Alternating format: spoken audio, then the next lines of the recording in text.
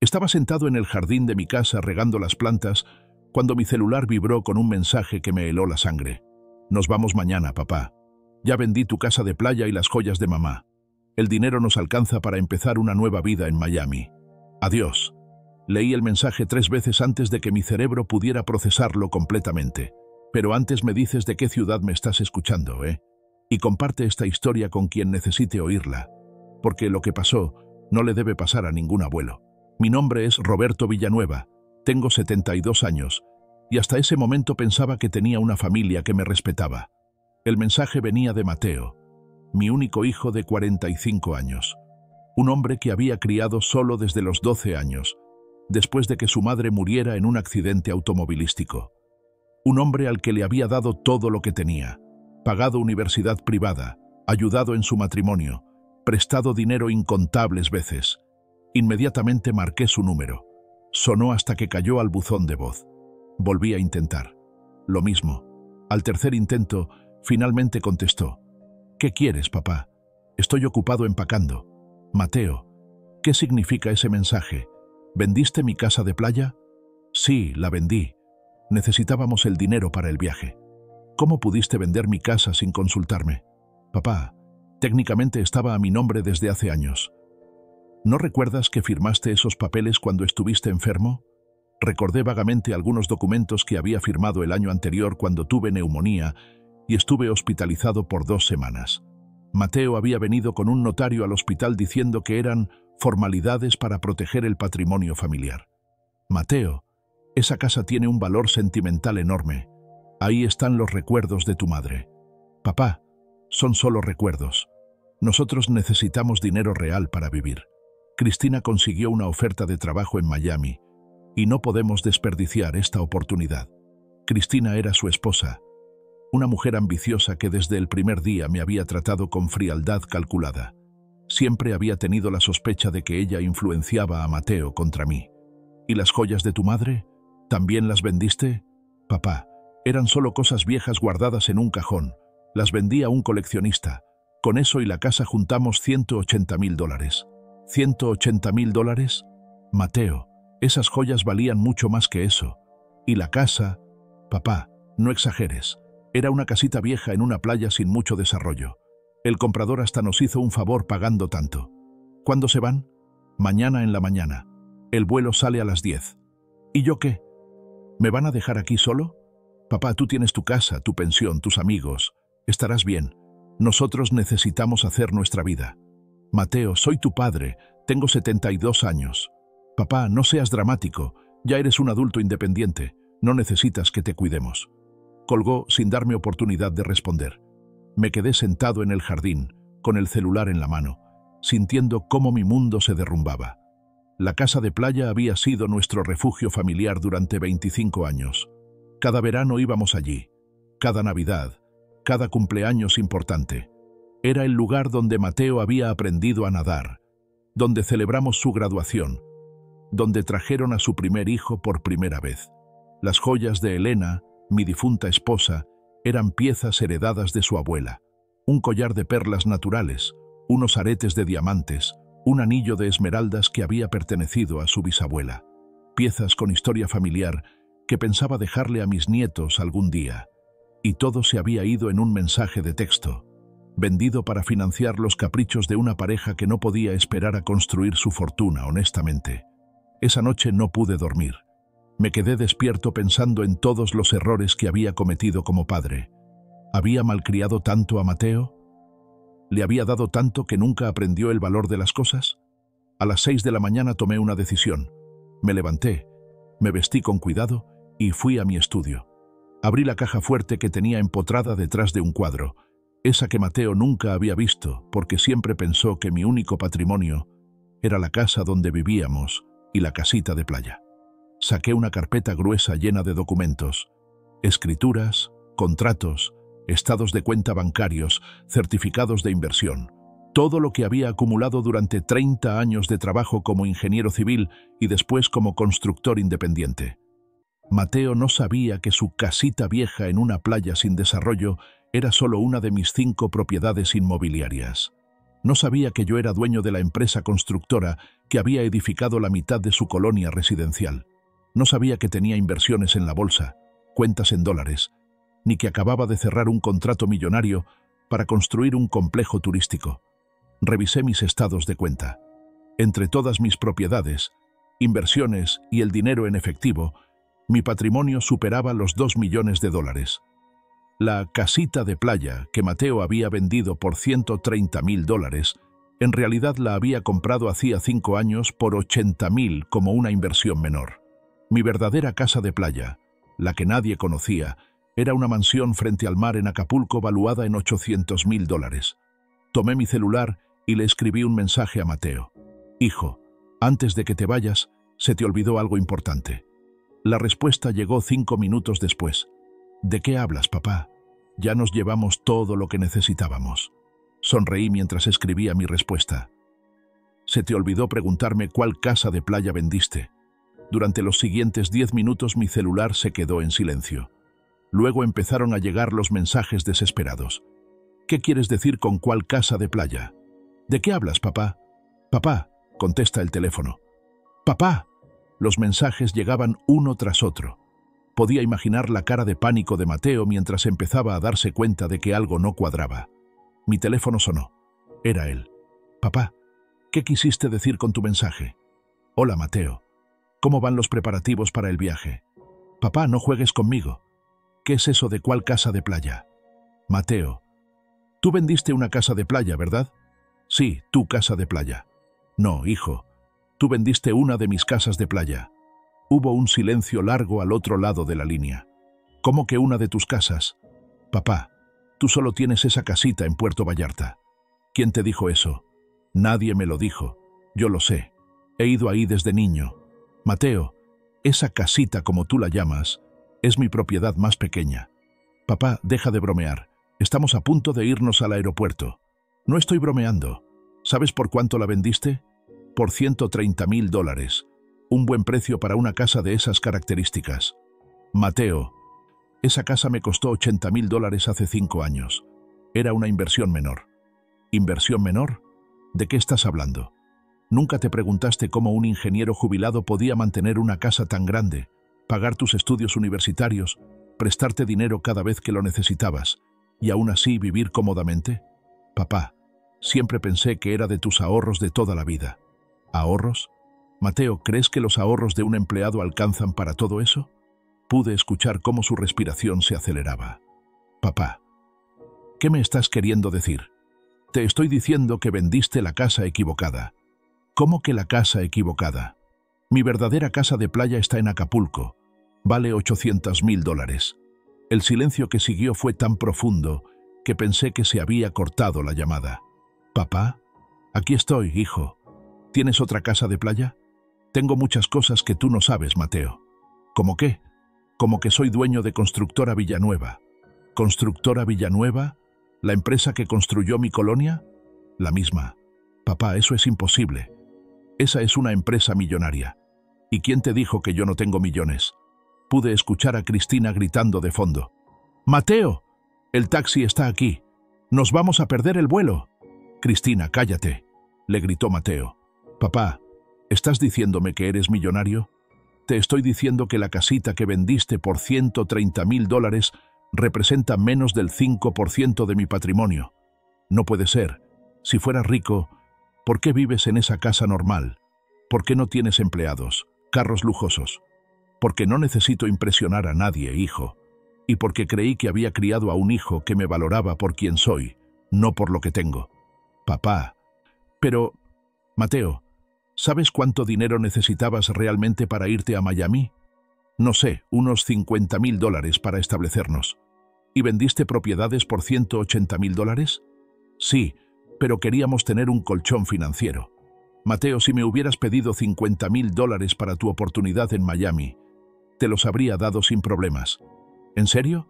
En serio. Pero no me pediste dinero. Me robaste recuerdos.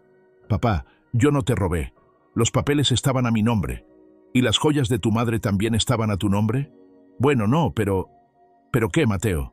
Papá, ya no importa. Ya las vendimos todo. Ya compramos los boletos. ¿Ya las vendieron todo? Sí. Mateo, vendieron las joyas de tu madre ¿por cuánto? Por $50.000. Me quedé callado. Las joyas de Elena valían por lo menos $200.000. El collar de perlas solo valía 80.000. Hijo, te estafaron. ¿Cómo? Esas joyas valían 4 veces más de lo que les pagaron. ¡Mateo! ¡Ahora!, gritaba Cristina cada vez más desesperada. Papá, tengo que irme. Hablamos cuando lleguemos a Miami. ¿Cuándo lleguemos? Mateo, ¿con qué dinero van a vivir en Miami después de gastarse todo en el viaje? Tenemos los $180.000. ¿Para cuánto tiempo les va a alcanzar eso en Miami? Para 1 año, tal vez 2, si somos cuidadosos. ¿Y después? Después ya veremos. Mateo, acabas de quemar todos los puentes.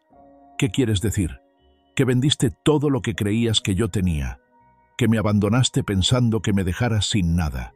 ¿Realmente crees que voy a estar aquí esperándote cuando se te acabe el dinero? Por primera vez en la conversación, Mateo sonaba realmente asustado. Papá, nosotros no te abandonamos. Nosotros solo nos fuimos a buscar mejores oportunidades. Mateo, ustedes vendieron mis recuerdos más preciados sin preguntarme y se fueron sin despedirse. Eso se llama abandono. Papá, por favor, no seas así. No sea como, hijo. No sea honesto sobre lo que hicieron. Cristina tomó el teléfono. Don Roberto, tenemos que irnos. El vuelo no nos va a esperar. Hola, Cristina. ¿Cómo está la futura millonaria de Miami? Don Roberto, no entiendo su sarcasmo. ¿No?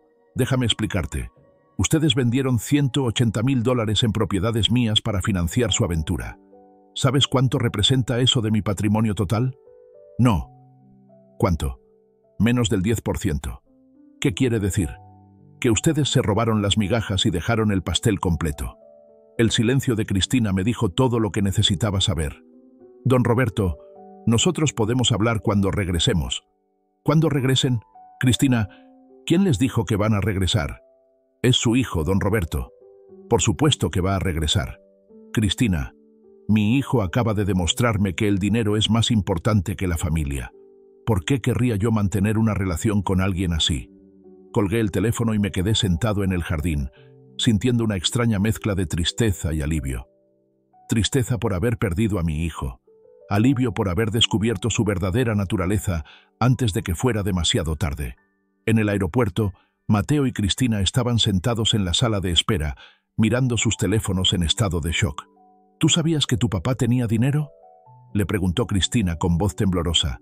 Por supuesto que no. Si lo hubiera sabido, jamás habría vendido nada.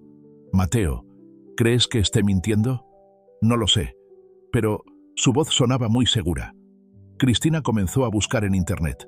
Constructora Villanueva. Escribió en Google. Los resultados la dejaron pálida. Mateo, mira esto. En la pantalla aparecía la página web de una empresa constructora con proyectos millonarios.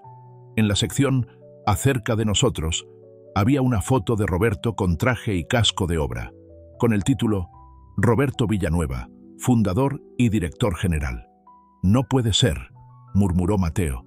Mateo, aquí dice que la empresa tiene contratos por más de $50 millones. Cristina, esto tiene que ser un error. ¿Un error? Es su foto. Mateo tomó el teléfono y llamó a su padre. No contestó. Volvió a intentar. Buzón de voz. Papá, contesta por favor. Necesito que hablemos. Anunciaron su vuelo. ¿Qué hacemos?, preguntó Cristina. No lo sé. Ya pagamos los boletos. Ya vendimos todo. Mateo, si tu papá tiene tanto dinero como dice, acabamos de cometer el error más grande de nuestras vidas. Cristina, cálmate. Tal vez está exagerando. ¿Exagerando? Su empresa construyó medio México. Decidieron abordar el avión, pero durante todo el vuelo estuvieron enviando mensajes a Roberto. Papá, por favor, contéstame. Papá, ¿podemos arreglar esto? Papá, perdóname. Roberto recibía cada mensaje, pero no respondía ninguno. En lugar de eso, estaba en su oficina de Constructora Villanueva, reunido con su equipo legal.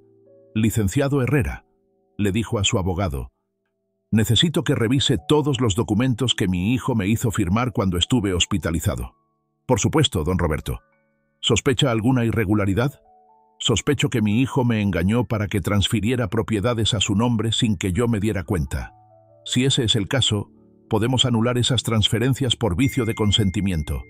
Hágalo, y quiero cambiar mi testamento inmediatamente. ¿Qué cambios quiere hacer? Quiero remover a Mateo como heredero universal. Don Roberto, esa es una decisión muy drástica. Licenciado, mi hijo vendió recuerdos de su madre muerta por dinero. ¿Le parece poca justificación? Mientras Roberto reorganizaba su vida legal, Mateo y Cristina aterrizaron en Miami. En el hotel, siguieron intentando contactarlo. Papá, ya llegamos a Miami. Por favor, llámame. Papá, entiendo que estés molesto, pero podemos resolverlo. Papá, te prometo que vamos a reponer todo. Finalmente, después de 20 mensajes, Roberto respondió: ¿con qué dinero van a reponer las joyas de su madre que vendieron por una cuarta parte de su valor? La respuesta de Mateo fue inmediata. Papá, podemos trabajar, ahorrar, devolverte todo poco a poco. ¿En cuántos años? No sé, 5, 10 años. Mateo, tengo 72 años.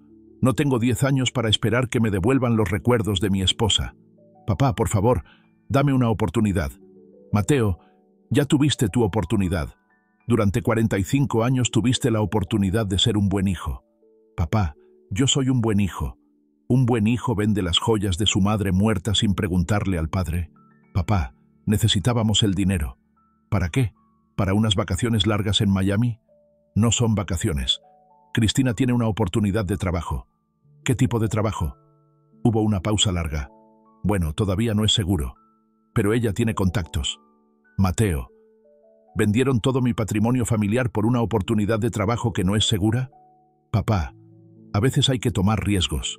¿Con el dinero de otros? Eres mi papá. Pensaste que me apoyarías. Mateo, apoyarte habría sido darte dinero cuando me lo pidieras. Lo que hiciste fue robarme. Yo no te robé. Los papeles estaban a mi nombre. ¿Y las joyas también? Silencio. Mateo, ¿sabes qué es lo que más me duele? ¿Qué? Que ni siquiera se despidieron. Vendieron mis cosas más preciadas y se fueron como ladrones en la noche. Papá, no quería lastimarte. ¿No querías lastimarme? Mateo, me quitaste todo lo que creías que tenía y me abandonaste.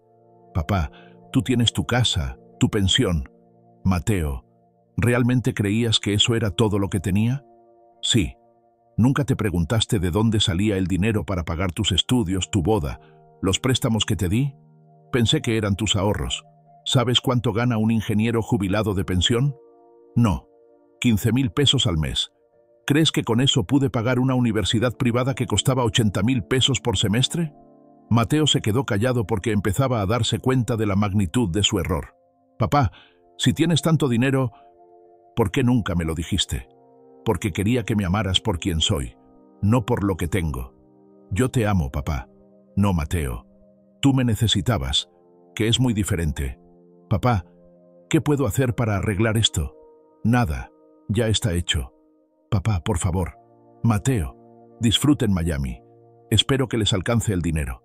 Y colgó. Esa noche, en su hotel de Miami, Cristina no podía dormir. Mateo, acabamos de arruinar nuestra vida. Cristina, exageras. ¿Exagero? Tu papá es millonario, y nosotros le robamos migajas pensando que era todo lo que tenía. Cristina, ya no podemos cambiar nada. Mateo, tenemos que regresar. ¿Con qué cara? ¿Después de todo lo que hicimos? Tenemos que intentarlo. Pero cuando Mateo intentó llamar otra vez, el número ya no funcionaba. Roberto había cambiado su número de teléfono.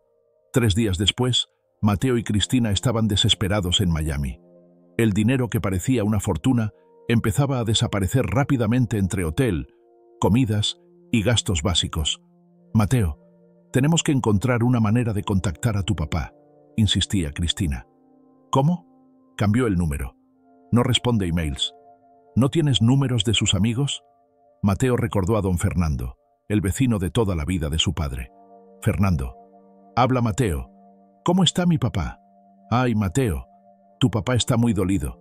Don Fernando, necesito hablar con él. ¿Me puede dar su nuevo número?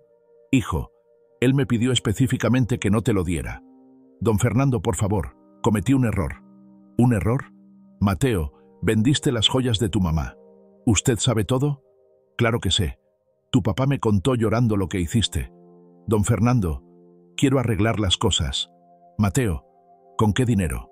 Porque según me dijo tu papá, gastaste todo en irse para Miami. Don Fernando, ¿es verdad que mi papá es millonario? Hijo, tu papá construyó media ciudad. ¿Cómo no iba a tener dinero? Pero él siempre vivió tan modestamente, porque es un hombre humilde, no como su nuera que siempre quería lujos. Mateo se sintió atacado. Don Fernando, Cristina no es mala persona. ¿No? ¿Una buena persona convence a su marido de robarle al suegro? Nosotros no robamos. ¿Ah, no? ¿Cómo le llamas a vender las joyas de la difunta sin permiso? Mateo no supo qué responder. Don Fernando, ¿mi papá va a perdonarme? Hijo, tu papá tiene 72 años. A esa edad ya no se perdona todo. ¿Qué puedo hacer? Regrésate y ruégale perdón. ¿Con qué dinero? Ya gastamos casi la mitad.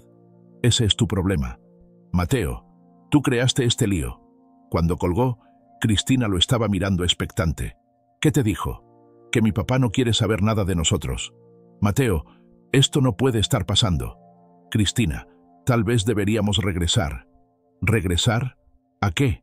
Tu papá ya no nos quiere en su vida. Pero no tenemos trabajo aquí. El dinero se nos va a acabar. Mateo, yo no puedo regresar a México con las manos vacías. ¿Por qué no? ¿Tú sabes la humillación? Toda mi familia va a saber que fracasamos. Cristina, pero si nos quedamos aquí sin trabajo, vamos a acabar en la calle. Buscaremos trabajo.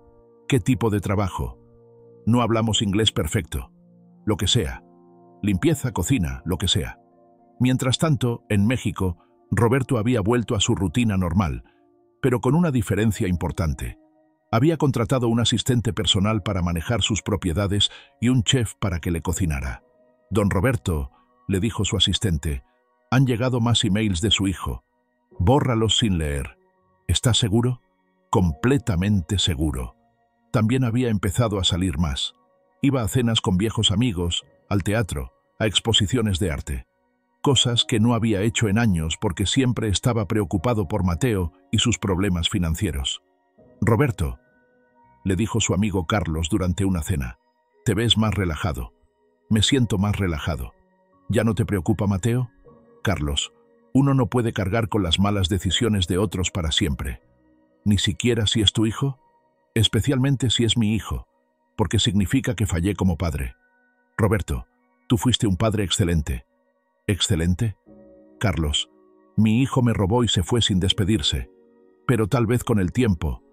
Carlos, ya no tengo tiempo. Tengo 72 años. Los años que me quedan los voy a vivir en paz. Una semana después, Mateo logró conseguir el teléfono de la oficina de Roberto. Constructora Villanueva. Buenos días. Necesito hablar con Roberto Villanueva. ¿De parte de quién? De su hijo, Mateo. Un momento. La secretaria habló con Roberto. Señor Villanueva, su hijo está en el teléfono. Dígale que Roberto Villanueva no tiene hijos. ¿Cómo? Lo que escuchó. Dígale exactamente eso. La secretaria regresó al teléfono. Señor, el señor Villanueva dice que él no tiene hijos. Mateo se quedó helado. ¿Puede decirle que es urgente? Señor, él fue muy claro. Dice que no tiene hijos. Mateo colgó devastado. Esa noche llamó a Cristina, que estaba en una entrevista de trabajo. ¿Cómo te fue? Mal. Necesito experiencia en restaurantes americanos. Cristina, llamé a mi papá. ¿Y qué te dijo? Que no tiene hijos. Cristina se sentó en la cama del hotel. Mateo, creo que la cagamos muy feo. Cristina, nunca te había oído hablar así. Es que nunca habíamos estado en una situación así. ¿Qué hacemos? No sé, Mateo. Por primera vez en mi vida, no sé qué hacer. Esa noche, Roberto cenó solo en su casa, mirando el lugar vacío donde solían estar las joyas de Elena. Había encargado que le hicieran réplicas exactas a un joyero de confianza, pero no era lo mismo. Tomó su teléfono y marcó el número de su abogado. Licenciado Herrera, ¿cómo va el Nuevo Testamento? Ya está listo, don Roberto. ¿Está seguro de sus decisiones? Completamente. Mi fortuna irá a obras de caridad. ¿Todo? Todo. No tengo herederos. Roberto colgó y se sirvió una copa de vino. Por primera vez en años, se sentía completamente libre. 2 meses después, la situación de Mateo y Cristina en Miami era desesperante. El dinero se había acabado y estaban viviendo en un motel barato en las afueras de la ciudad. «Mateo, solo nos quedan $3,000», dijo Cristina contando los billetes sobre la cama. «¿Cómo gastamos tanto tan rápido? Miami es carísimo. El hotel, la comida, los taxis. ¿Conseguiste el trabajo en el restaurante?» «Sí, pero pagan $800 al mes. Con eso no alcanza ni para la renta». Mateo se sentó en el borde de la cama, derrotado. «Cristina, esto fue un error terrible. ¿Ahora te das cuenta? Debí haberle pedido dinero a mi papá en lugar de vender sus cosas. Mateo, ya es tarde para lamentarse. Tengo que llamarlo. Ya intentaste, no te va a contestar. Tengo que hacer algo. No podemos acabar en la calle». Mientras tanto, en México, Roberto estaba disfrutando la mejor época de su vida en años. Había vendido algunas propiedades menores y ahora tenía más liquidez que nunca. Se había comprado un auto nuevo, había renovado su casa y hasta había contratado una empleada doméstica. «Don Roberto», le dijo la empleada, «llegó este sobre para usted». Era una carta de Miami. La abrió con curiosidad. «Papá, sé que no quieres saber nada de mí, pero necesito decirte algo. Nos estamos muriendo de hambre aquí.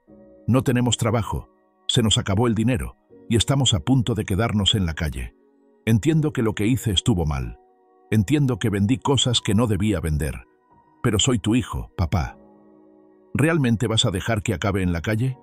Por favor, ayúdanos a regresar a México. Te prometo que te voy a pagar todo. Tu hijo que te ama, Mateo». Roberto leyó la carta 2 veces, luego la dobló cuidadosamente y la puso en un cajón. No respondió. Una semana después llegó otra carta. «Papá, Cristina tuvo que empeñar su anillo de bodas para pagar el motel. Estamos comiendo una vez al día. Mi esposa está llorando todas las noches. Papá, me arrodillo ante ti pidiendo perdón. Sé que la cagué, sé que fui un mal hijo. Pero por favor, no nos dejes morir aquí.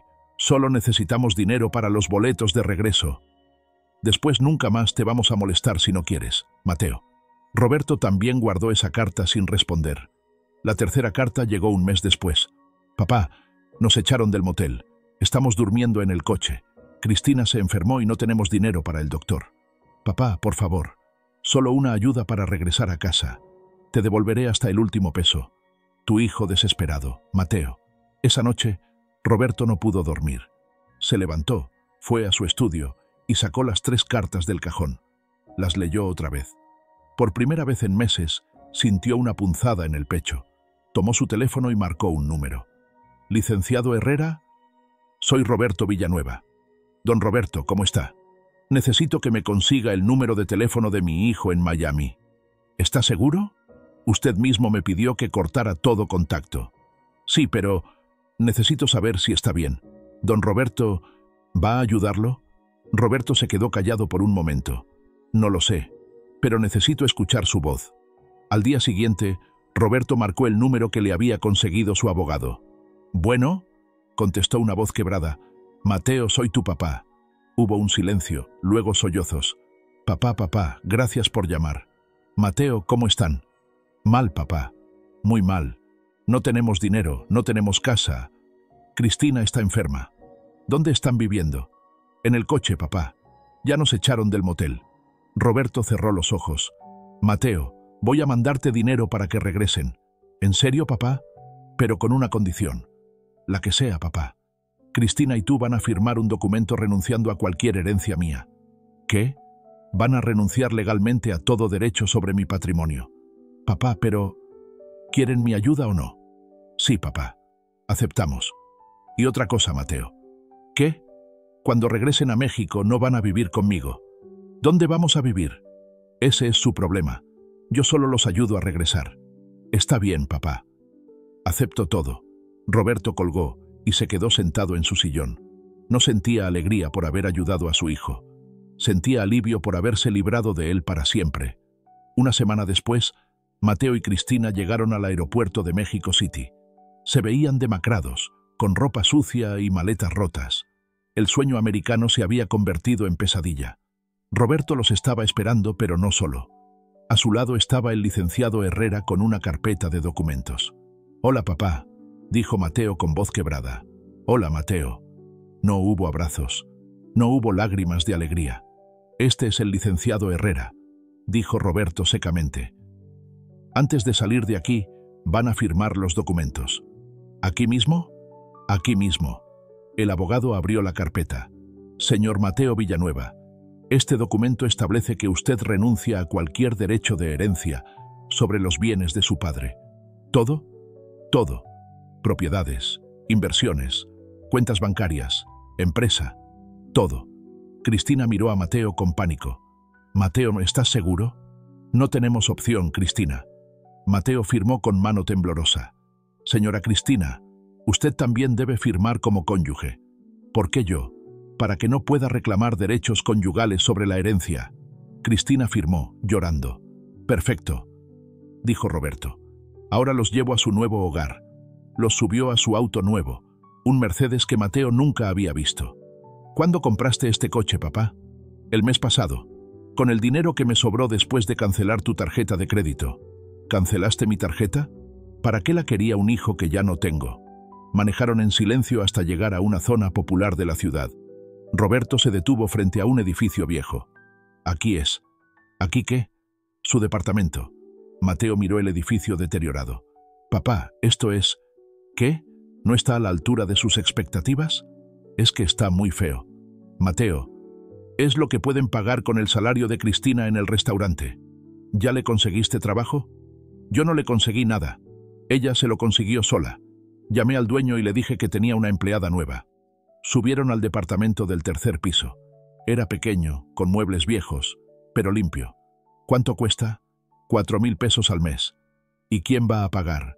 «Ustedes, con su trabajo». «Papá, ¿y si no nos alcanza?» «Entonces buscan otro lugar más barato». Roberto se dirigió hacia la puerta. «¿Ya te vas?» «Sí, tengo una cena con unos socios». «Papá, ¿cuándo te vamos a ver?» Roberto se detuvo sin voltear. «No lo sé, Mateo. Tal vez nunca». «¿Nunca? Ustedes vendieron todo lo que me conectaba con su madre. Vendieron mis recuerdos. ¿Qué queda entre nosotros?» «Papá, somos familia». «No, Mateo. Familia es lo que cuida, lo que protege, lo que valora. Ustedes fueron inquilinos en mi vida». Roberto se fue sin despedirse. Los siguientes meses fueron duros para Mateo y Cristina. Ella trabajaba en el restaurante 12 horas diarias por 8.000 pesos al mes. Mateo buscaba trabajo sin éxito. «No entiendo por qué no me contratan», se quejaba. «Mateo, llevas 5 años sin trabajar. Tu último empleo fue cuando tenías 35. Pero tengo experiencia». «¿En qué?» «¿En pedir dinero prestado a tu papá?» «Cristina, no seas cruel». «No soy cruel. Soy realista. Nunca trabajaste porque siempre tuviste el banco de papá. Yo trabajaba en cosas». «¿En qué cosas?» «En proyectos». «¿Cuáles proyectos?» «Mateo, tus proyectos eran excusas para pedirle dinero a tu papá». La realidad era aplastante. Sin el respaldo económico de Roberto, Mateo descubrió que no tenía habilidades reales para sobrevivir. Una noche, mientras comían frijoles por tercera vez en la semana, Cristina explotó. «No puedo más. ¿Qué te pasa? Esta vida, esta pobreza». «Cristina, es temporal». «¿Temporal?» «Mateo, llevamos 6 meses aquí y cada día estamos peor. Ya voy a conseguir trabajo». «¿Cuándo? ¿En cuántos años?» «Cristina, tú sabías que iba a ser difícil. No sabía que íbamos a vivir en la miseria». «No vivimos en la miseria». «¿No?» «Mateo, comemos frijoles todos los días. No tenemos dinero ni para el metro. Pero tenemos techo. Un techo de 30 metros cuadrados sin agua caliente». Cristina se puso de pie. «Mateo, esto fue un error terrible». «¿Qué fue un error?» «Todo. Vender las cosas de tu papá, irnos a Miami, regresar así». «Cristina, ya no se puede cambiar». «Mateo, tu papá tenía razón». «¿En qué?» «En todo. Nosotros somos unos malagradecidos». «Cristina, tu papá nos dio todo durante años y nosotros le pagamos robándole». «No robamos. Los papeles...» «Mateo, robamos. Vendimos las joyas de tu mamá muerta». «Ya basta, Cristina». «No basta. Tenías al mejor papá del mundo y tú lo perdiste por ambiciosa». ¿Por mí? Sí, por mí. Yo te convencí de vender todo. Yo quería la vida fácil en Miami. Cristina se desplomó llorando. Mateo, tu papá era millonario y nosotros vivíamos como reyes sin saberlo. Cristina, ya pasó. No pasó nada, Mateo. Perdimos todo para siempre. Esa noche, Mateo no pudo dormir. Se dio cuenta de que Cristina tenía razón en todo. Había tenido al mejor padre del mundo y lo había perdido por codicia, y ya no había manera de regresar el tiempo. Un año después, la situación de Mateo y Cristina había empeorado. Cristina había perdido el trabajo en el restaurante por llegar tarde constantemente, y Mateo seguía sin encontrar empleo. Mateo, nos van a correr del departamento, le dijo Cristina mostrándole el aviso de desalojo. ¿Cuánto debemos? 3 meses de renta, 12.000 pesos. ¿Y de dónde vamos a sacar eso? No lo sé. Ya vendimos todo lo que teníamos de valor. Era verdad. El anillo de bodas de Cristina, el reloj de Mateo, hasta los muebles que habían logrado comprar. Cristina, tengo que llamar a mi papá. ¿Para qué? Ya renunciaste a la herencia. Ya firmaste que no ibas a molestarlo. Pero es mi papá. No puede dejar que acabemos en la calle. Mateo, tu papá ya no te considera su hijo. Pero tal vez... No, no hay tal vez. Tu papá fue muy claro. Esa noche, Mateo marcó el número de Roberto. Para su sorpresa contestó. ¿Bueno? Papá, soy Mateo. ¿Qué quieres? Papá, necesito ayuda. Nos van a correr del departamento. ¿Y? ¿Nos puedes prestar dinero para la renta? No. Papá, vamos a quedar en la calle. Mateo, ¿no firmaste un documento diciendo que iba a ser tu responsabilidad? Sí, pero... Entonces es tu responsabilidad. Papá, por favor, solo esta vez. Mateo, ¿cuántas veces me dijiste solo esta vez en tu vida? Papá, esta vez es diferente. ¿Diferente cómo? ¿Porque ahora necesitas dinero para no morir de hambre en lugar de para irte de vacaciones a Miami? Papá, entiendo que estés enojado. No estoy enojado, Mateo. Estoy en paz. ¿En paz? Sí. Por primera vez en años, no tengo que preocuparme por un hijo que solo me ve como un cajero automático. Papá, yo no te veo así. ¿No? Mateo, ¿cuándo fue la última vez que me llamaste sin necesitar dinero? Mateo se quedó callado porque no recordaba ninguna ocasión. Exactamente, continuó Roberto. Nunca. Papá, soy tu hijo. No, Mateo. Un hijo protege a su padre. Tú me robaste. Ya te dije que no fue robo. Ah, ¿no? ¿Cómo llamas a vender las joyas de tu madre muerta sin permiso? Fue un error. ¿Un error? Mateo, llevar calcetines que no combinan es un error. Robar a tu padre es una decisión. Papá, ¿qué tengo que hacer para que me perdones? Nada. Ya es muy tarde. ¿Muy tarde para qué? Para todo. Mateo, yo tengo 73 años. No tengo tiempo para seguir educando a un hijo de 46. Papá, pero... Mateo, resuelve tu vida como puedas. Yo ya resolví la mía. Roberto colgó. Mientras tanto, Roberto había completado su transformación. Había renovado completamente su casa, viajaba frecuentemente y había empezado una relación con Teresa, una viuda de 65 años que había conocido en un club de bridge. Roberto, le dijo Teresa durante una cena, ¿nunca extrañas a tu hijo? Teresa, ¿tú extrañas a los ladrones que te robaron? Pero es tu hijo. Era mi hijo. Ahora es un extraño que comparte mi apellido. ¿No crees que es muy duro? Teresa, él tuvo 45 años para ser un buen hijo.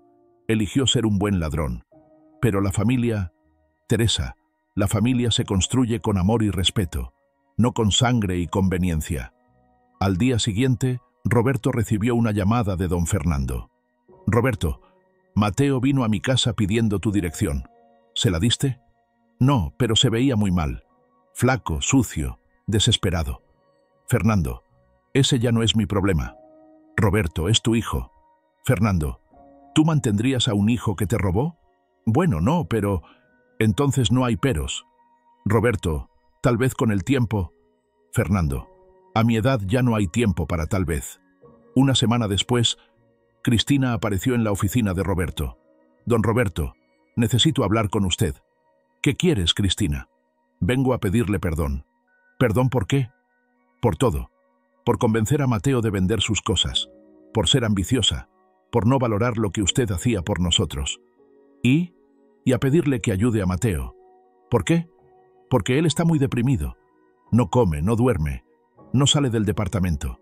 Cristina, ¿y eso por qué es mi problema? Porque es su hijo. No, Cristina, era mi hijo. Don Roberto, Mateo se está muriendo de tristeza. Cristina, Mateo se está muriendo de las consecuencias de sus decisiones. ¿No siente nada? Roberto la miró fijamente. ¿Sabes qué siento, Cristina? ¿Qué? Alivio. Alivio de no tener que preocuparme más por un hijo que me ve como un banco. Don Roberto, él lo ama. No, Cristina. Él me necesitaba, que es muy diferente. ¿No va a ayudarlo? No. ¿Ni siquiera si se muere? Cristina, Mateo no se va a morir. Va a tener que aprender a vivir. Y si no puede, entonces esa será su decisión. Cristina salió llorando de la oficina. Esa noche, Roberto cenó con Teresa en su restaurante favorito. ¿Cómo te sientes después de la visita de tu nuera? Tranquilo. ¿Tranquilo? Sí. Por primera vez en mi vida estoy viviendo para mí. ¿No te sientes culpable? ¿Por qué debería sentirme culpable de proteger mi paz? Porque es tu hijo. Teresa, ser padre no significa ser esclavo de las malas decisiones de tus hijos. Pero el amor tiene límites, Teresa. Y cuando alguien cruza esos límites, ya no hay amor. ¿Hay odio? No hay nada. Y esa es la mayor libertad que he sentido en años. Roberto levantó su copa de vino. Por empezar de nuevo a los 73 años. Teresa lo miró con admiración. Por tener el valor de elegir tu propia felicidad. Brindaron mientras a 20 kilómetros de ahí, Mateo lloraba en su departamento vacío. 5 años después, las vidas de Roberto y Mateo habían tomado caminos completamente opuestos. Roberto, ahora de 78 años, vivía en una mansión frente al mar en Acapulco. Se había casado con Teresa y juntos manejaban una fundación benéfica que ayudaba a adultos mayores abandonados por sus familias. «Roberto», le dijo Teresa mientras desayunaban en la terraza con vista al océano, «¿alguna vez piensas en Mateo?» «A veces», respondió Roberto tranquilamente. «Pero ya no con dolor». «¿Con qué entonces?» «Con lástima. Lástima de que nunca entendió lo que tenía». Roberto había expandido su empresa constructora y ahora era reconocido como uno de los empresarios más exitosos del país. Tenía casas en 3 ciudades, viajaba por el mundo y había donado millones a obras de caridad. ¿Sabes qué es lo más irónico?, continuó Roberto. ¿Qué? Que si Mateo hubiera sido un buen hijo, ahora sería heredero de una fortuna de $10 millones. ¿Tanto creció tu patrimonio? Los últimos 5 años han sido mis más exitosos. Sin la preocupación constante por Mateo, pude concentrarme en mis negocios. Mientras tanto, en un barrio popular de la Ciudad de México, Mateo vivía solo en un cuarto de azotea. Cristina lo había dejado 2 años antes para irse con un primo a Estados Unidos. «No puedo más con esta vida de miseria», le había dicho. «Tu orgullo nos está matando de hambre». Mateo trabajaba como cargador en un mercado, ganando apenas lo suficiente para sobrevivir. Había envejecido prematuramente. A los 51 años parecía de 65. Cada noche, después del trabajo, se sentaba en su cama mirando una foto vieja de él con su padre en la casa de playa. La única foto que le quedaba de su vida anterior. «Papá», susurraba a la foto, «perdóname». Pero era demasiado tarde para el perdón. Un día, mientras Roberto estaba en su oficina firmando un contrato millonario, recibió una llamada de don Fernando. «Roberto, tengo noticias de Mateo». «¿Qué pasó?» «Está en el hospital. Tuvo un infarto». Roberto se quedó callado por un momento. «¿Está grave?» «Sí. Los doctores dicen que no tiene seguro, no tiene dinero para el tratamiento». «Fernando, ¿me estás pidiendo que pague?» «No te estoy pidiendo nada, Roberto. Solo te estoy informando. Gracias por decirme». Roberto colgó y se quedó pensativo. Teresa entró a la oficina. ¿Quién era? «Fernando. Mateo está en el hospital». «¿Qué le pasó?» «Infarto». «¿Vas a ir a verlo?» Roberto miró por la ventana hacia el mar. «No». «¿No?» «Teresa, Mateo tuvo 51 años para cambiar. Eligió su camino». «Pero está grave». «Teresa, ¿sabes qué me dijo la última vez que hablamos?» «¿Qué?» «Que yo solo era un cajero automático para él». «Bueno, pues los cajeros automáticos no van a hospitales. Esa noche, Roberto cenó normalmente, vio una película con Teresa y durmió tranquilo. 3 días después, Fernando volvió a llamar. Roberto, Mateo murió. Roberto cerró los ojos. ¿Cuándo es el funeral? Mañana a las 3. ¿Quién va a pagar? Una colecta entre los compañeros del mercado. Roberto colgó sin decir si iba a asistir. Al día siguiente, Roberto se vistió de negro y manejó hasta el cementerio. Llegó cuando ya habían bajado el ataúd. Solo había 10 personas, compañeros de trabajo de Mateo y don Fernando. Roberto se quedó lejos, observando. Cuando todos se fueron, se acercó a la tumba. Mateo, dijo en voz baja, espero que donde estés entiendas lo que perdiste. Puso una rosa blanca sobre la tumba. Tuviste al mejor padre que pudiste tener. Y lo cambiaste por dinero. Roberto se alejó sin voltear.